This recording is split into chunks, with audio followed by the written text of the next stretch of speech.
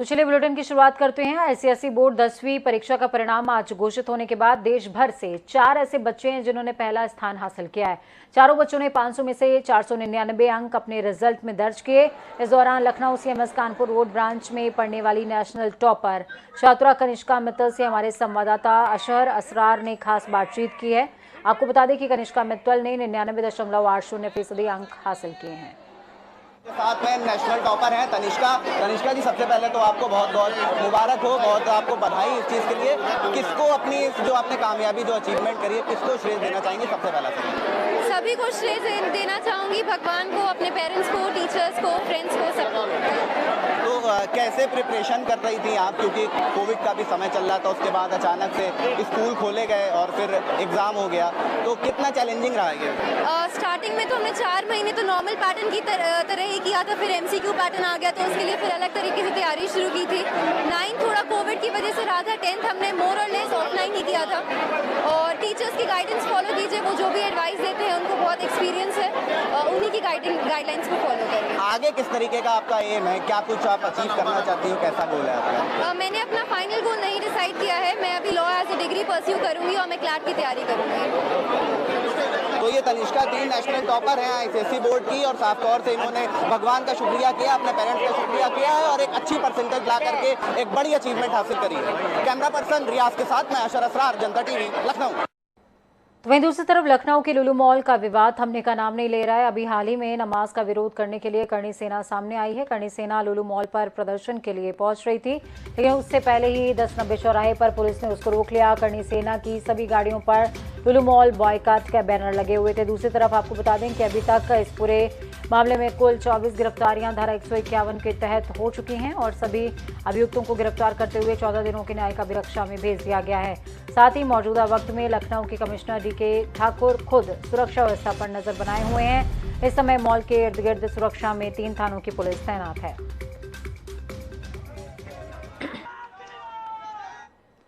आम आदमी पार्टी तिरंगा शाखा के तहत स्वच्छ भारत स्वच्छ नदियां अभियान चला रही है।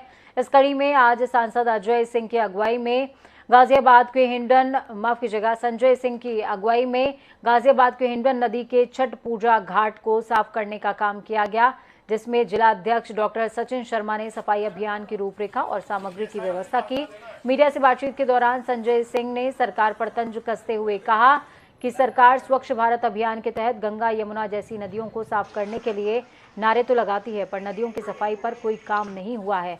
नदियों की सफाई के बजट को भी सरकार डकार गई। इस अभियान के तहत सांसद संजय सिंह ने अपनी पीठ थपथपाते हुए कहा कि सरकार अपना काम बखूबी करती तो विपक्ष को आज नदियों को साफ करने का अभियान नहीं चलाना पड़ता। गोमती के घाट पे हम लोगों ने कुड़िया घाट लखनऊ में सफाई अभियान चलाया और कई जिलों में नदियों के घाट पे सफाई अभियान चला। आज यहाँ हिंडन नदी के पास आप देख सकते हैं कितनी बड़ी संख्या में, मतलब कितनी भारी तादाद में यहाँ पे जलकुंभियाँ थीं और ये पूरा एकदम कूड़ा घर बन गया था। ये पूरा घाट आप शायद सुबह आए होते या मैं उसकी तस्वीरें भेज दूंगा, तो इसको हमारे साथियों ने बड़ा परिश्रम करके मेहनत करके पूरा साफ किया है। अगली बार फिर इसी घाट पे श्रमदान लगेगा और उसमें इसको पूरी तरह से इस घाट को हम लोग स्वच्छ करने का संकल्प ले रहे हैं। तो वहीं दूसरी तरफ आपको बता दें कि हिंदू महासभा के राष्ट्रीय कोषाध्यक्ष और कृष्ण जन्मभूमि केस के मुख्यवादी दिनेश शर्मा ने कहा कि जब तक मथुरा जन्मभूमि मंदिर से औरंगजेब का अतिक्रमण ईदगाह नहीं हट जाता, तब तक वो अपने पैरों में जूता चप्पल नहीं पहनेंगे। मीडिया से बातचीत करते हुए उन्होंने बताया कि बहुत बड़ी विडंबना है कि अपनी जमीन को अपने ही देश में वापस लेने के लिए न्यायालय की शरण लेनी पड़ रही है।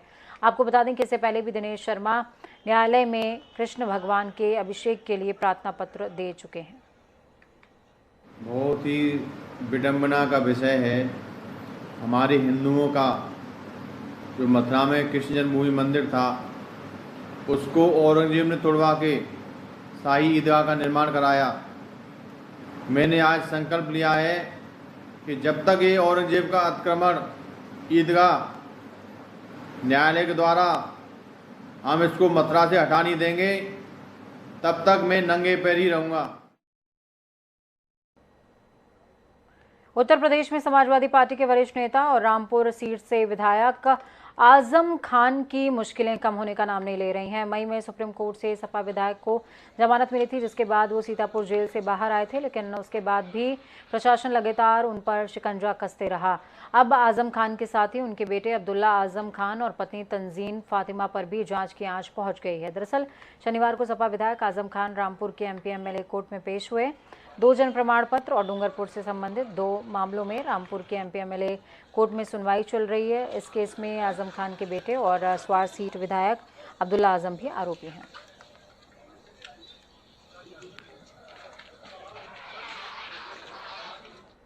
तो राष्ट्रपति चुनावों को लेकर उत्तर प्रदेश की सियासत भी गरमाई हुई है। ये सियासी गर्मी चाचा शिवपाल ने भतीजे अखिलेश यादव को पत्र लिखकर इसका पारा चढ़ाया है।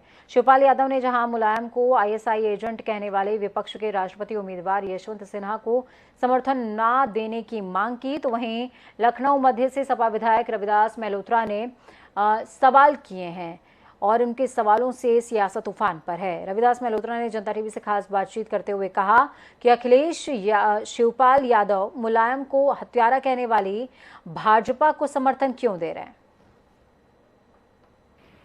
18 जुलाई को राष्ट्रपति का चुनाव होना है। ऐसे में उत्तर प्रदेश की सियासत जो है वो गर्मा गई है। अखिलेश यादव पर हमला करते हुए प्रसपा मुखिया शिवपाल यादव ने सवाल पूछा है कि जिसने आईएसआई का एजेंट बताया था हमारे प्रणेता मुलायम सिंह यादव को, आज अखिलेश यादव उसी का समर्थन कर रहे हैं। हम उनसे कहते हैं और हम चाहते हैं कि जिसे वो समर्थन करें उसे ना करके बल्कि द्रौपदी मुर्मू को करें। इस पर खास बातचीत करने के लिए हमारे साथ सपा के ही एक चर्चित विधायक हैं रविदास मल्होत्रा जी, उनसे ही बातचीत करते हैं। रविदास जी, उत्तर प्रदेश की सियासत लगातार गर्माती जा रही है और प्रसपा मुखिया पत्र लिख के अखिलेश यादव को और गर्मा दिए हैं। उनका कहना है कि मुलायम सिंह यादव को जो यशवंत सिन्हा को आप लोगों ने समर्थन दिया है, उन्होंने आईएसआई का एजेंट कहा था। इस पर आपका क्या पक्ष है? भारतीय जनता पार्टी ने माननीय मुलायम सिंह यादव जी के बारे में कितनी बातें कहने का काम किया है। यशवंत सिन्हा जी ने अगर कोई एक बात ऐसी कही भी थी तो उसकी वो गलती मान चुके हैं, उस बात को वापस ले चुके हैं और मुलायम सिंह जी ने उनको माफ कर दिया है। ये केवल बहाना है भारतीय जनता पार्टी के प्रत्याशी को लड़ाने का। हम लोग ये चाहते हैं कि गैर भाजपाई देश का राष्ट्रपति बने ताकि केंद्र की सरकार पर राष्ट्रपति का अंकुश कायम हो जाए। अगर गैर भाजपाई दलों का राष्ट्रपति होगा तो केंद्र पर उसका अंकुश लगने का काम हो जाएगा और देश गंभीर आर्थिक संकट से बाहर निकल आएगा। इसलिए आज लड़ाई एक व्यक्ति की नहीं है, आज लड़ाई पूरे देश की है। देश में भारतीय जनता पार्टी ने नफरत फैलाने का काम किया है। लगातार महंगाई बढ़ी है, बेरोजगारी बढ़ी है। जो वादे किए थे भाजपा ने, किसी वादे को पूरा करने का काम नहीं किया है।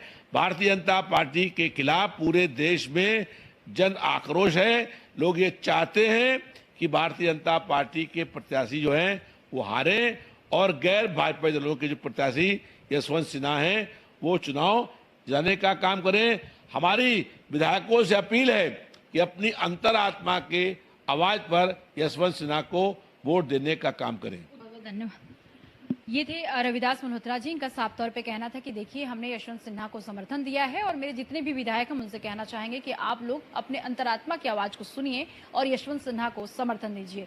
जहां तक शिवपाल यादव के पत्र की बात है तो उन्हें यह भी सोचना चाहिए कि शिवपाल यादव की मुलायम सिंह यादव पर जब यशवंत सिन्हा ने टिप्पणी किया था उस वक्त ही उन्होंने माफी मांग ली थी और जिस दल के साथ इस समय मिलकर वो पत्र लिख रहे हैं वो दल भी कभी ना कभी अखिलेश मुलायम सिंह यादव को हत्यारा भी कही थी। प्रदेश सरकार के भ्रष्टाचार के खिलाफ जीरो टॉलरेंस की नीति की पोल एक बार फिर से खुल गई है। पशुधन विभाग एक बार फिर से चर्चाओं में है। दवाओं और उपकरणों की खरीद में अफसरों और कंपनियों ने मिलकर करोड़ों का गोलमाल किया। बीजेपी की पिछली सरकार में टेंडर दिलाने के नाम पर 9 करोड़ 72 लाख का फर्जीवाड़ा हुआ था, जिसमें कई बड़े बड़े नाम सामने आए थे और एक तत्कालीन आईपीएस आज भी जेल की हवा खा रहा है।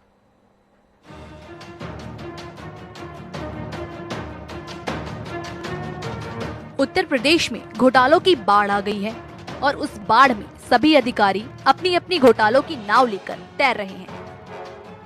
कोई सरकारी जमीन में घोटालों की नाव चला रहा है तो कोई दवाओं की खरीदी में भ्रष्टाचार की नाव। सब घोटालों की बाढ़ में तैर रहे हैं। अगर कुछ डूब रहा है तो वो है प्रदेश की व्यवस्था, प्रदेश की जनता और प्रदेश की किस्मत। अभी पशु चिकित्सा विभाग में दवाओं की खरीदी में घोटालों का शोर थमा ही नहीं था कि अब एक और फर्जीवाड़े का मामला सामने आया है। फर्जीवाड़ों की लिस्ट बहुत लंबी है। जनता टीवी की पड़ताल में फर्जीवाड़ों की एक और कड़ी सामने आई है। दरअसल पशुओं के नाम पर तैयार की जाने वाली वैक्सीन को लेकर एक बड़ा खेल विभाग में करीब 4 सालों से खेला जा रहा था।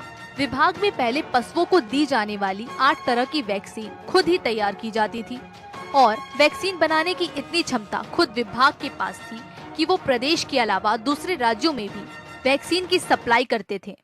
इसमें कोई ऐसा गलत कार्य नहीं हुआ और ना कोई ऐसा अधिक दाम पे क्रय किया गया है।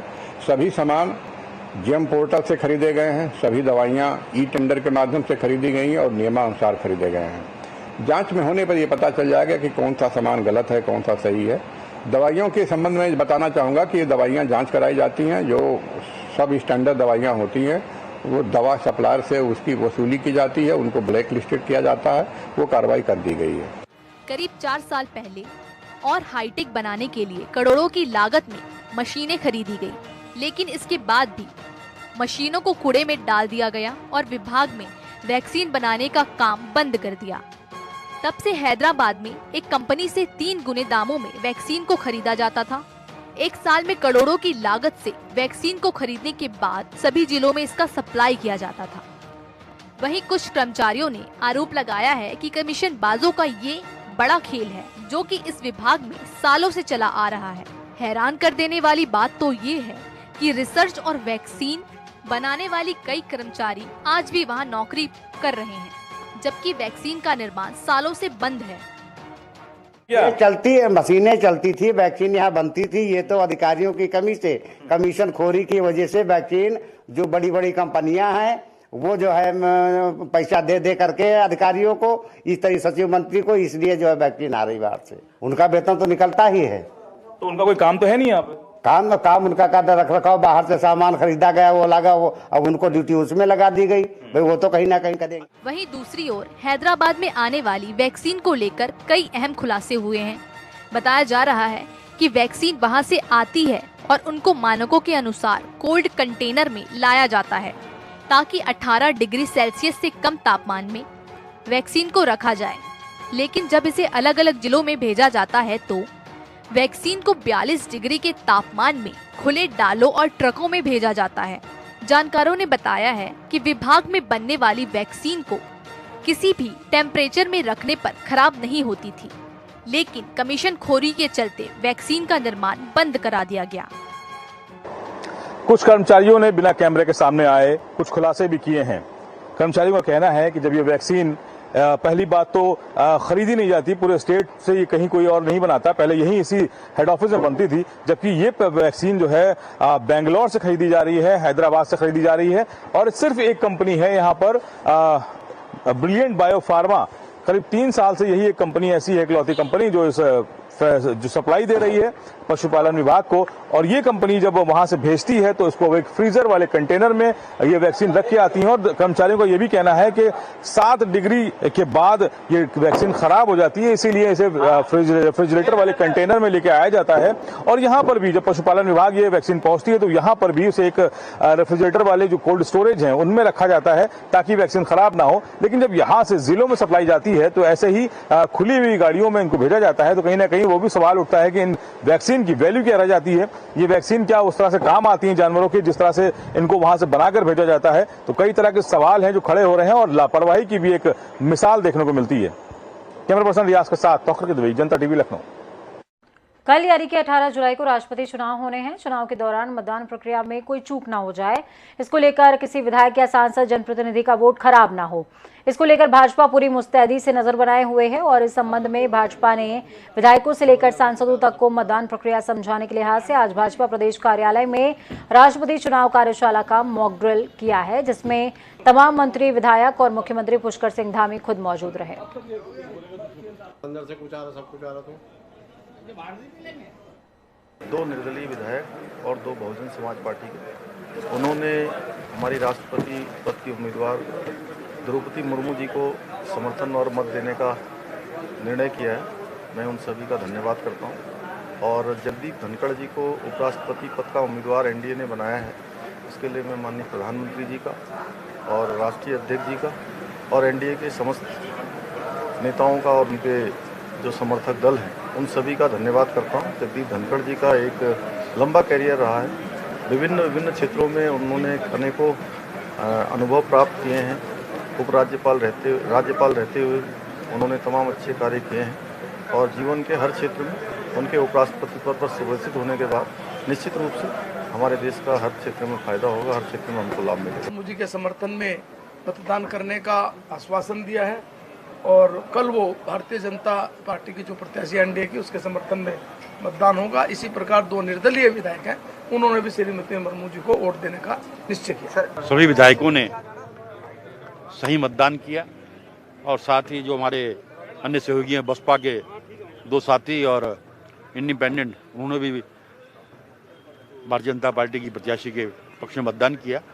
और कल जो है सुबह 9:45 बजे हम लोग वहाँ पर जाएंगे और जिस प्रकार रिहर्सल की है मत का सही प्रयोग सब लोग करेंगे। देखिए, उत्तराखंड में बड़ी बात है कि जो हमारे एनडीए की राष्ट्रपति की उम्मीदवार हैं श्रीमती द्रौपदी मुर्मू जी, उनको 2 वोट जो है निर्दलियों की आस है एक्स्ट्रा पड़ने वाले हैं और 2 बसपा के प्रत्याशी जो हमारे विधायक हैं उन्होंने भी हमारे प्रत्याशी को समर्थन दिया है। तो मैं कह सकता हूं कि उत्तराखंड में हमको 4 विधायकों का और समर्थन मिल गया है और पूरे देश में बड़ी भारी जो है हमारे राष्ट्रपति के उम्मीदवार के जो है प्रति लोगों की बहुत श्रद्धा भी है, प्रेम भी है और मैं कह सकता हूं कि रिकॉर्ड वोटों से चुनाव जीतने वाले।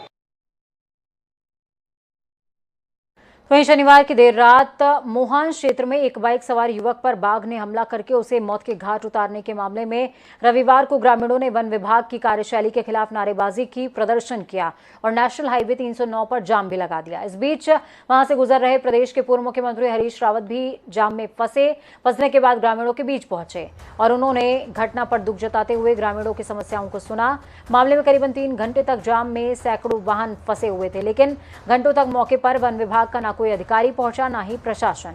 इस पर पूर्व मुख्यमंत्री हरीश रावत ने मुख्यमंत्री पुष्कर सिंह धामी के साथ ही कई अधिकारियों और जिलाधिकारी धीराज सिंह गवरियाल इनको फोन लगाते हुए घटना की जानकारी से अवगत कराया और साथ ही नाराजगी भी जताई है। इस दौरान हरीश रावत खुद ग्रामीणों के बीच पहुंच गए और सड़क पर धरने पर बैठ गए। अधिकारियों ने पिंजरा लगाकर बाघ को कैद करने का आश्वासन दिया है।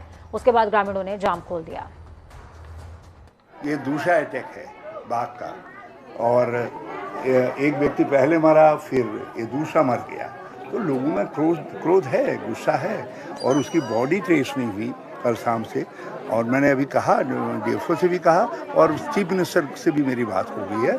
मैंने उनको भी बताया, मैंने कहा भैया वो बॉडी को यदि नहीं खोज पाओगे तो पता चला वो जितने शेर खाएंगे वो सब आदमखोर हो जाएंगे।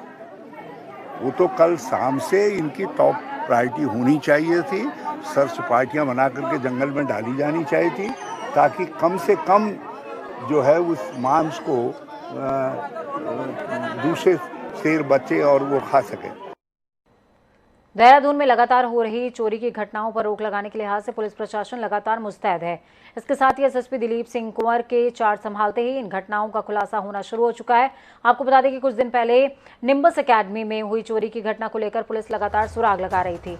एसएसपी ने कहा कि निम्बस एकेडमी में हुई घटना में चोरी हुए पैसों को बरामद कर लिया गया है। साथ ही जिले के सभी थानाध्यक्षों को सख्त निर्देश दिए गए हैं कि राजधानी में हो रही किसी भी घटना को जल्द से जल्द खुलासा किया जाए। मोटिव उसका लेन देन का मामला था और लेन देन के मामलों को लेकर के कहा सुनी हुई, उसी पर गला दबा करके उन्होंने मार दिया। आजादी के अमृत महोत्सव के अंतर्गत 13 अगस्त से 15 अगस्त तक देश भर में हर घर तिरंगा अभियान का संचालन होगा, जिसके तहत आज मुख्यमंत्री पुष्कर सिंह धामी ने केंद्रीय गृह मंत्री अमित शाह की अध्यक्षता में हर घर तिरंगा अभियान पर आयोजित वीडियो कॉन्फ्रेंसिंग में हिस्सा लिया, जिसमें केंद्रीय गृह मंत्री अमित शाह ने कहा कि आजादी की 75वीं वर्षगांठ के अवसर पर आयोजित कार्यक्रम में हर घर में तिरंगा जन सहभागिता सबसे ज्यादा जरूरी होगी। इसके लिए व्यापक स्तर पर प्रचार प्रसार करके लोगों को, विशेष रूप से युवाओं को प्रेरित करना होगा।